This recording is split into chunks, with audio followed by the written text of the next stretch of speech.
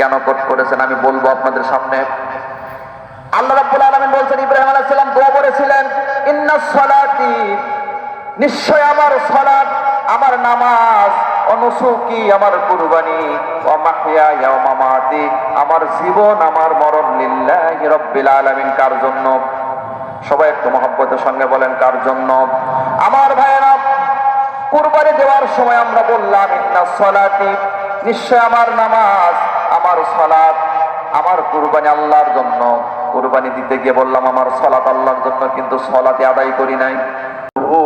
بالحق بشيرا ونذيرا وداعيا إلى الله بإذنه وسراجا وقمرا منيرا فقد قال الله تعالى في شان حبيبه ورسوله أعوذ بالله من الشيطان الرجيم بسم الله الرحمن الرحيم إن الله وملائكته يصلون على النبي يا أيها الذين آمنوا صلوا عليه وسلموا تسليما اللهم صل على محمد وعلى آل محمد كما صليت على إبراهيم وعلى آل إبراهيم إنك حميد مجيد اللهم بارك على محمد وعلى آل محمد كما باركت على إبراهيم وعلى آل إبراهيم إنك حميد مجيد সম্মানিত উপস্থিতি, আমরা 2 মাস 10 দিন পরে আবারও আল্লাহ রাব্বুল আলামিন আমাদেরকে জীবিত থেকে এই মাঠে একত্রিত হয়ে ঈদুল আজহার সালাত আদায় করার সুযোগ করে দিলেন। সেই মহান মনিবের দরবারে হৃদয়ের সবটুকু আবেগ ভালোবাসা উজাড় করে দিয়ে কণ্ঠের সঙ্গে কণ্ঠ মিলিয়ে সমস্বরে শুকরিয়া জ্ঞাপন করি। সবাই বলে আলহামদুলিল্লাহ। সবাই একটু তাকবীর পড়ি।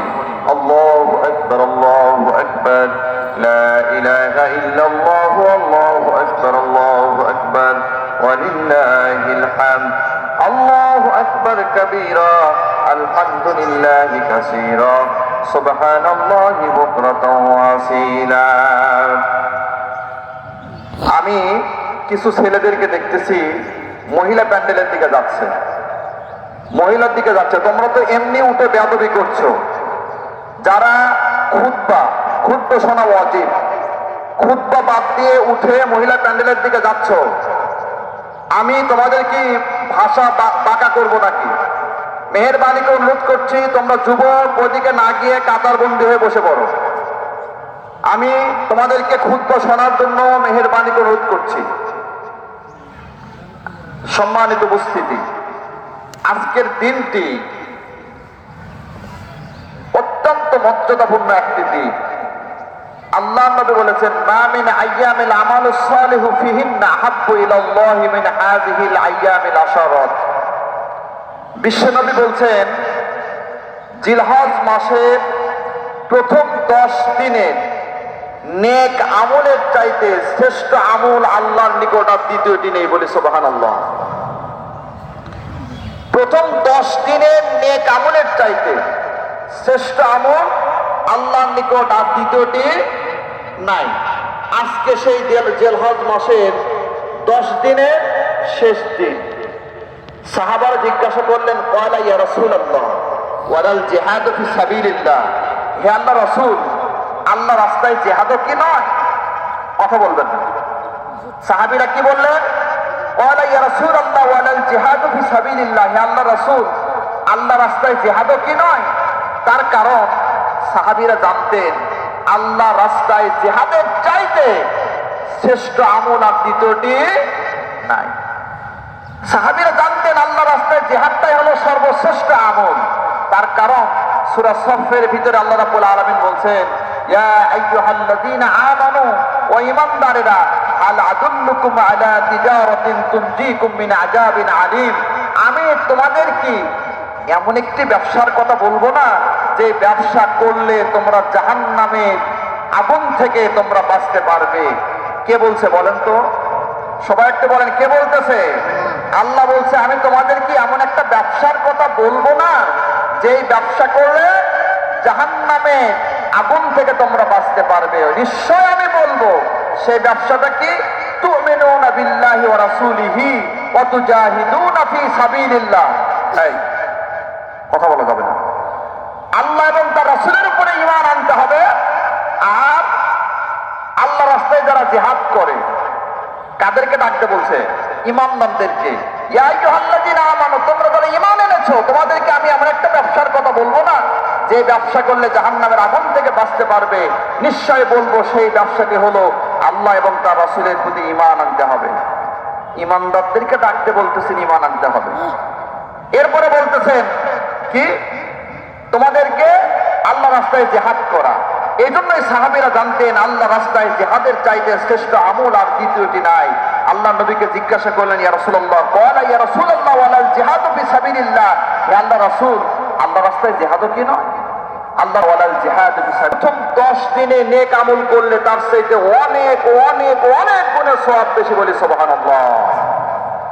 তবে ইল্লা রাজুলুন খারাজা বিনাফসিহি ওয়া মালিহি, আল্লাহ নবী বললেন ওই ব্যক্তি ব্যতীত যে ব্যক্তি আল্লাহ রাস্তায় বের হয়ে গেছে, নিজের আল্লাহ রাস্তায় জান এবং মাল নিয়ে আল্লাহ রাস্তায় বের হয়ে গেছে আর ফিরে আসে না, তার মানে কি হয়েছে বলেন তো? শহীদ হয়ে গেছে। আল্লাহ নবী বলছেন শুধুমাত্র শাহাদাতের মর্যাদায় বেশি, এছাড়া কোন আমল জিলহজ মাসের প্রথম 10 দিনের চাইতে বেশি নয়। সেই জিলহজ মাসের 10 দিনের শেষ দিন 10ম দিনে আমরা মাঠে এসে ঈদুল আজহার সালাত আদায় করলাম। আমরা একটু পরে বাড়িতে গিয়ে আরেকটি ইবাদত করব, সেটা হলো পশু জবাই করে রক্ত প্রবাহিত করব। মা আয়েশা সিদ্দিকা রাদিয়াল্লাহু তাআলা আনহা বলেছেন, ঈদুল আজহার দিনে পশু কুরবানি করে পশুর রক্ত প্রবাহিত করার চাইতে শ্রেষ্ঠ আমল আর দ্বিতীয়টি নাই, বলি সুবহানাল্লাহ। আমার ভাইয়েরা, এই যে আমরা পশু কুরবানি করব, আমি বুঝতে পারি না খুতবা মাঠে কেন আসছে।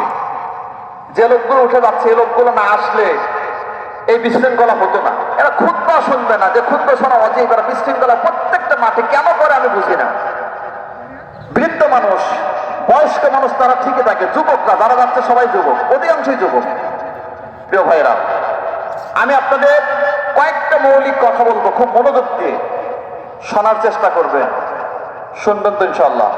যারা আছেন তারা কি বিশৃঙ্খলা করবেন? সবাই একটু মনোযোগ দিয়ে শুনবেন। সেটা হলো, আজকে আমরা অনেকেই, আমাদের সমাজের অধিকাংশ লোকই কুরবানি করার জন্য সিদ্ধান্ত নিয়েছি। অনেকেই কুরবানি কিনেছে, কুরবানি দিবে। এই কুরবানিটা আল্লাহ নবী তিনি ইব্রাহিম আলাইহিস সালামের সুন্নাত বিশ্ব নবী কুরবানির ভিত্তি প্রতিস্থাপন করেছেন। এই যে কুরবানিটা আমরা দিব, এই কুরবানিটা আমরা যে দিলাম 20, 50, 1 লক্ষ টাকা, 1.5 লক্ষ টাকা, 30, 40, 50, 60, 70 হাজার টাকা দিয়ে কুরবানি কিনে, এই কুরবানিটা আমরা কেন দিচ্ছি? আল্লাহর সন্তুষ্টি অর্জনের জন্য দিচ্ছি কিনা বলেন? কথা বলেন। কুরবানিটা কি গোশত খাওয়ার জন্য দিচ্ছেন না আল্লাহর সন্তুষ্টি অর্জনের জন্য দিচ্ছেন? যদি কুরবানিটা আল্লাহর সন্তুষ্টি অর্জনের জন্য দিয়ে থাকেন, তাহলে এই কুরবানিটা দেওয়ার কিছু শর্ত আছে। শর্তটা কি? সূরা, ছোট্ট একটি সূরা, সূরা কাউসার। এই ছোট্ট সূরার মধ্যে আল্লাহ রাব্বুল আলামিন বলছেন, ফাসাল্লি লিরাব্বিকা ওয়ানহার, তোমরা কি করো? সালাত আদায় করো এবং কুরবানি করো। আমার ভাইয়েরা, কুরবানি করা কিন্তু ফরজ না। কুরবানি করা কি ফরজ? কথা বলেন, কুরবানি করা কি ফরজ? কিন্তু সালাত আদায় করা কি সুন্নাত না নফল?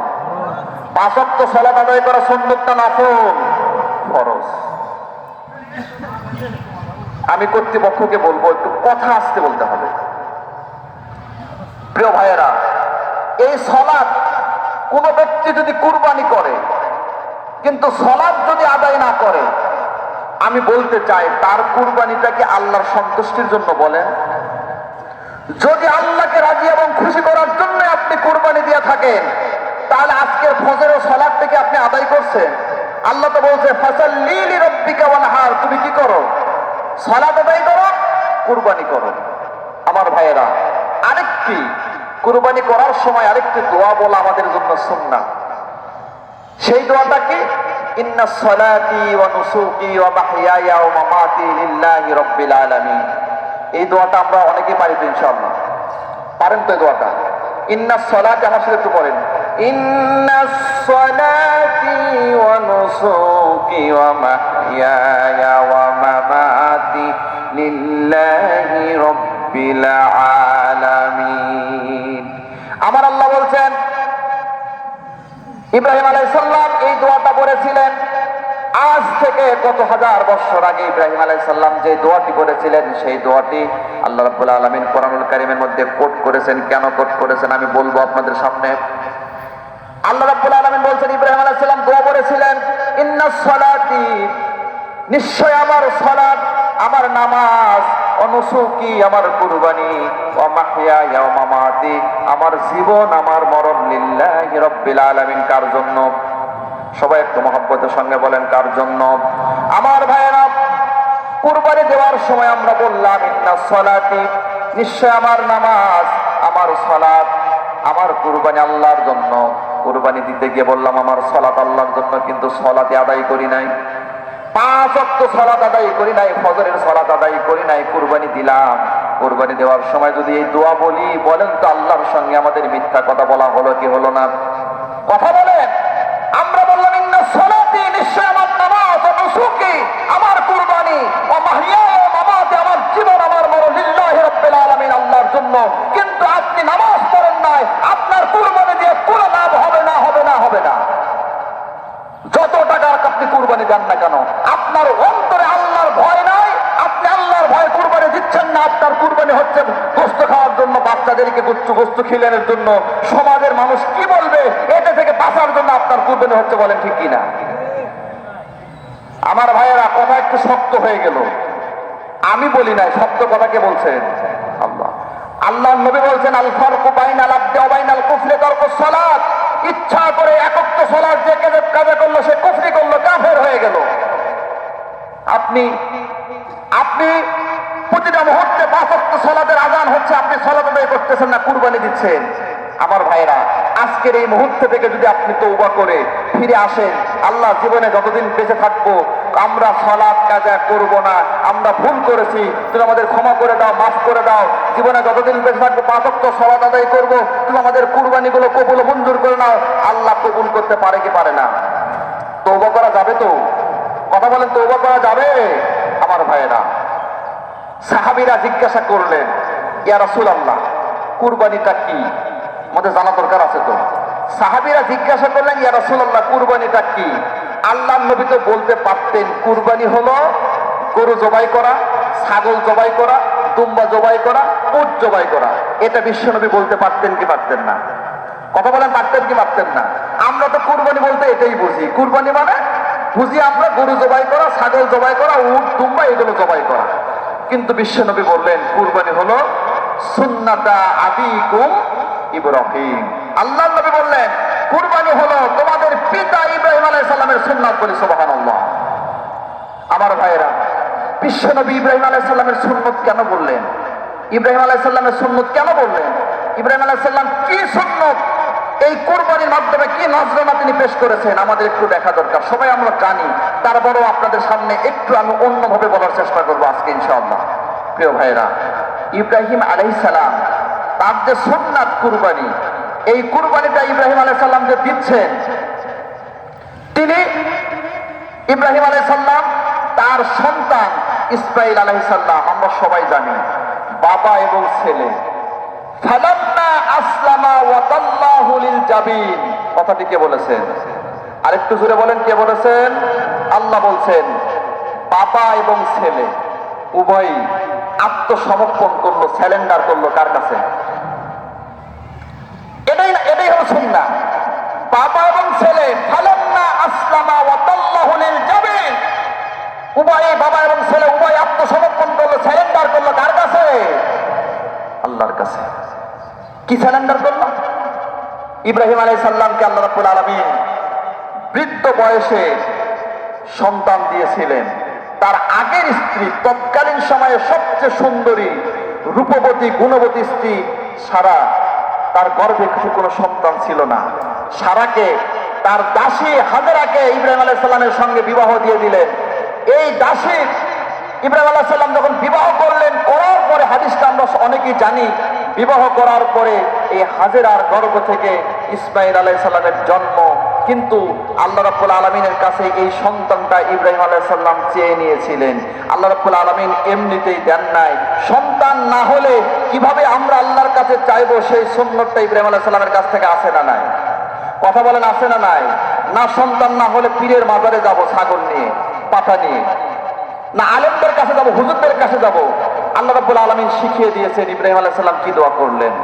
রব্বি হাবলি মিনাস সলিহিন। আল্লাহ কি করো?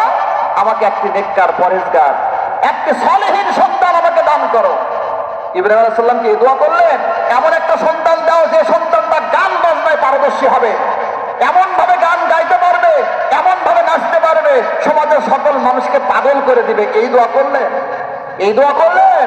আমাদের সমাজের অধিকাংশ মানুষের তো ইচ্ছে থাকে আমার ছেলে, আমার মেয়েটা যেন ভালোভাবে নাচতে পারে, গান বাজনা করতে পারে।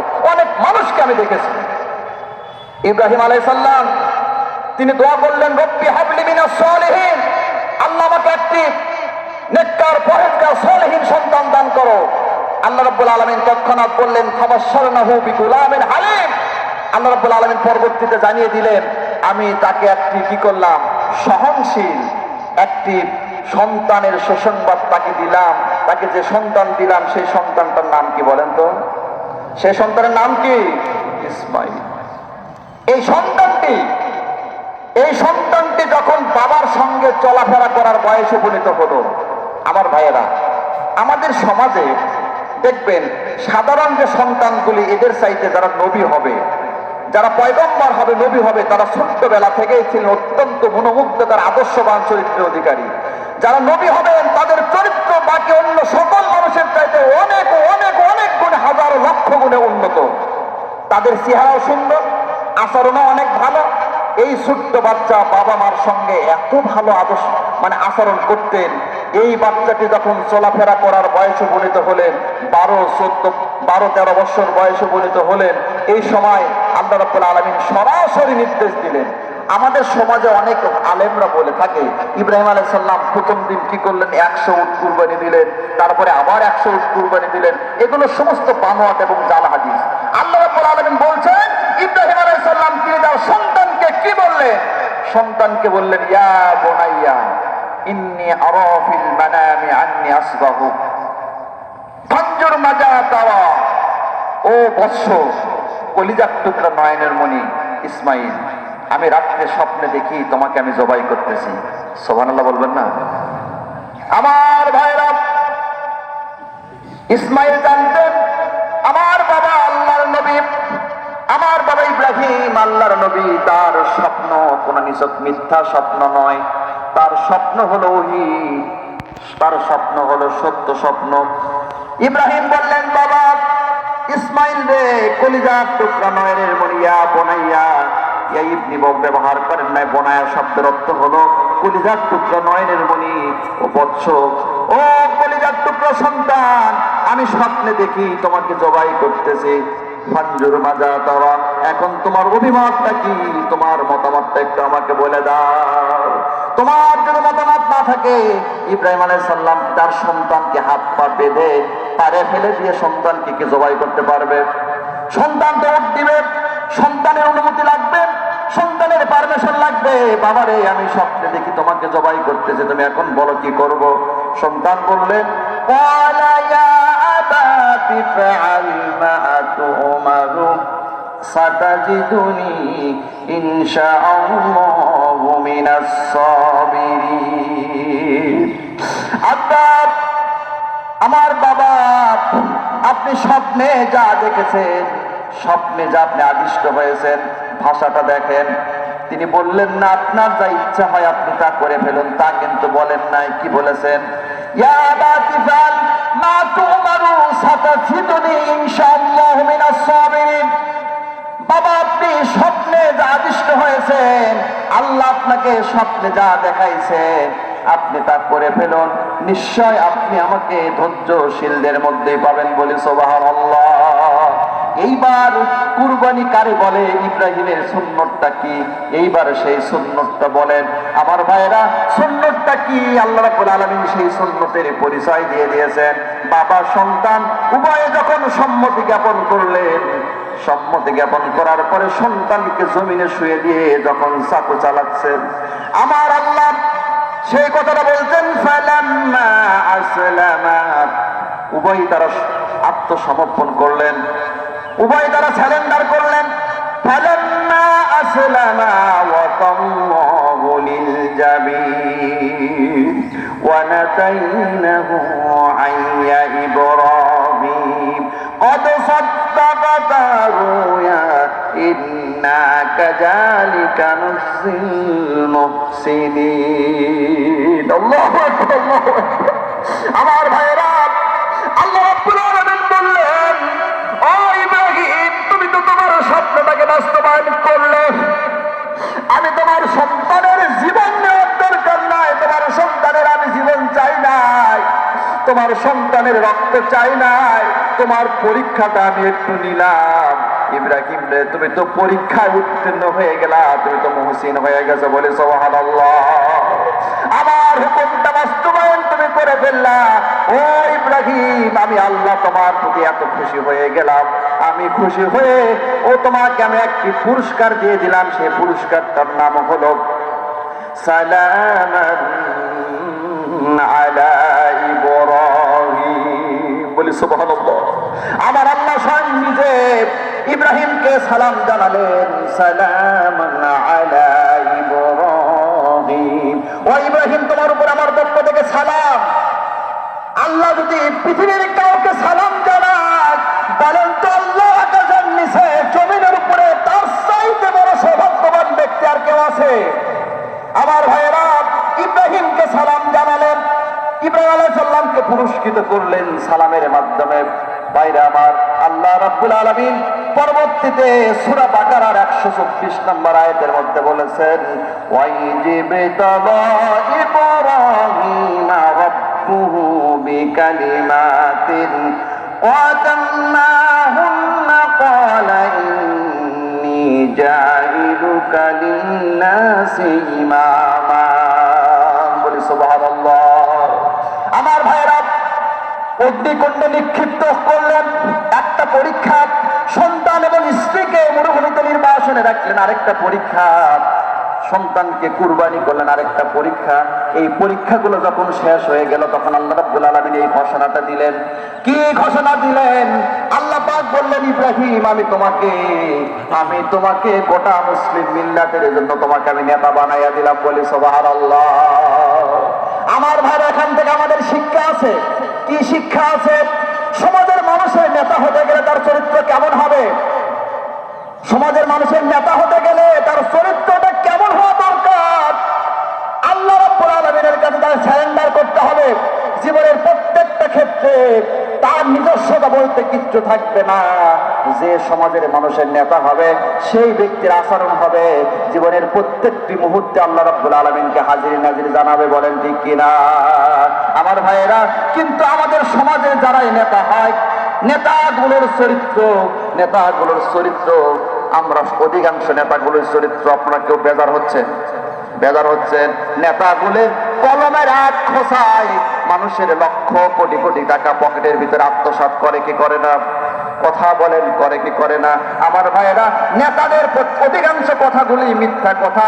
নেতারা আজকে গানের পারমিশন, অশ্লীলতার পারমিশন দেয় নেতারা। বলেন ঠিক কিনা? আমার ভাইয়েরা, নেতারা মদ জুয়া এইগুলোর পারমিশন কারা দেয়? নেতারা দেখ সব কিছু সমাজের অশ্লীলতার মূলে যারা, তারা হলো নেতারা, বলেন ঠিক কিনা? কিন্তু আমাদের পিতা, আমাদের মুসলিম মিল্লাতের পিতা, মিল্লাত আবিকুম ইব্রাহিম ওয়া সাম্মাকুমুল মুসলিমিন, আমাদের মুসলিম মিল্লাতের পিতা ইব্রাহিম আলাইহিস সালাম জীবনের প্রত্যেকটি ক্ষেত্রে তিনি আল্লাহর কাছে স্যালেন্ডার করতেন। আল্লাহর কাছে তিনি যেটা বলতেন, আমার নিজস্বতা বলতে কিচ্ছু নাই। আল্লাহ রাব্বুল আলামিন যখন বললেন আসলিম, ও ইব্রাহিম তুমি আমার কাছে আত্মসমর্পণ করো, ইব্রাহিম আলাইহিস সালাম সঙ্গে সঙ্গে বলেছিলেন আসলামতু লিরাব্বিল আলামিন, আল্লাহ আমি তোমার কাছে স্যালেন্ডার করলাম। আল্লাহ এইবার দেখতে চাচ্ছেন, ও ইব্রাহিম তুমি তো মুসলমান হলা, তুমি আত্মসমর্পণকারী হলা, কেমন মুসলমান তোমাকে আমি একটু পরীক্ষা করব। ইব্রাহিম তো পরীক্ষা করেছেন, আমাদেরকে আল্লাহ রাব্বুল আলামিন পরীক্ষা করবেন আমার ভাইরা, কিন্তু আমরা পরীক্ষা উত্তীর্ণ হতে পারি নাই।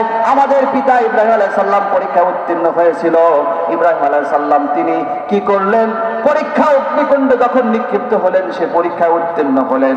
সন্তান এবং স্ত্রীকে নির্বাসনে রেখে আসলেন, সে পরীক্ষা উত্তীর্ণ হলেন। সন্তান কুরবানির ব্যাপারে যে পরীক্ষা, সে পরীক্ষা উত্তীর্ণ হয়েছিলেন কি হন নাই? আল্লাহ রাব্বুল আলামিন সেটাই বলছেন, ইব্রাহিম আলাইহিস সালাম আমার কাছে আত্মসমর্পণ করছে।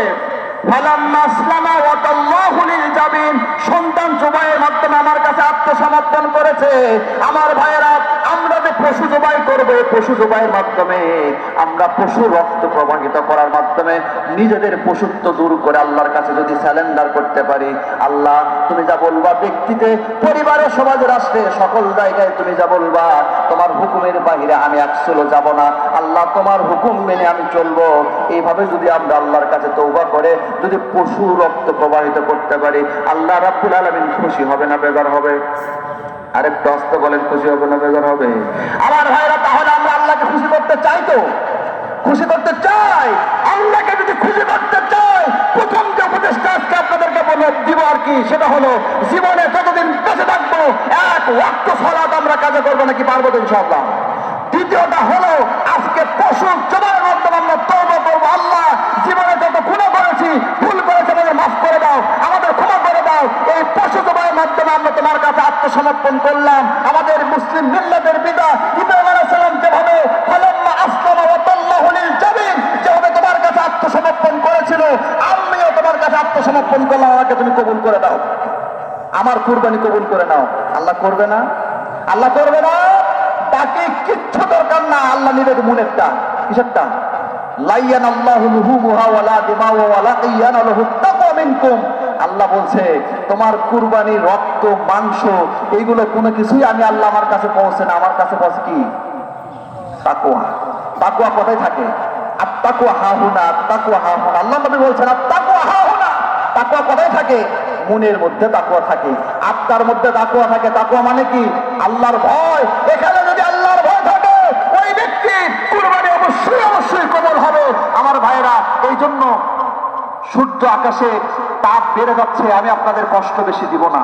সুবিধাবাদী যারা, তারা তো আগে চলে গেছে। আল্লাহর ভয় যাদের অন্তর আছে, তারা একটু বসে আছেন। আমার ভাইয়ের, এই জন্য আপনাদেরকে বেশি কষ্ট দিব না। আপনাদের যে উপদেশটা আমি দিলাম, সেটা হলো আমরা সালাত আদায় করব। কুরবানিটা রক্ত প্রবাহিতের মাধ্যমে নিজের পশুত্বটা, নিজের মধ্যে যে পশুত্ব আছে, নিজের মধ্যে যে পাপাচার আছে, নিজের মধ্যে যে অশ্লীলতা আছে, বেহাপনা আছে, এই বেহাপনাটাকে আমরা পদাঘাত করব এবং সব রকমের শিরকিয়াত থেকে নিজেকে বিরত থাকতে পারবো। ইব্রাহিম আলাইহিস সালাম যেমনি ঘোষণা দিয়েছিলেন, ইন্নী ওয়াজ্জাহতু ওয়াজহিয়া লিল্লাযী ফাতারাস সামাওয়াতি ওয়াল আরদা হানিফা ওয়া মা আনা মিনাল মুশরিকিন, সকল দিক থেকে আমি আমার মুখটা আল্লাহর দিকে ফিরিয়ে এনে তার দিকে মতাওয়াজ্জা হলাম, সকল শিরকিয়াতকে পদাঘাত করলাম। আমরা আমাদের জীবনের সকল শিরককে পদাঘাত করে আল্লাহর দিকে মতাবদ্ধ হয়ে যদি আমরা কুরবানির পশু রক্ত প্রবাহিত করতে পারি, আল্লাহ রাব্বুল আলামিন আবারও বলেন তো খুশি হবে না বেজার হবে? এই জন্য আসুন, বেশি কিছু বলার দরকার নাই, এতটুকু মনে রাখলেই হবে ইনশাআল্লাহ। আর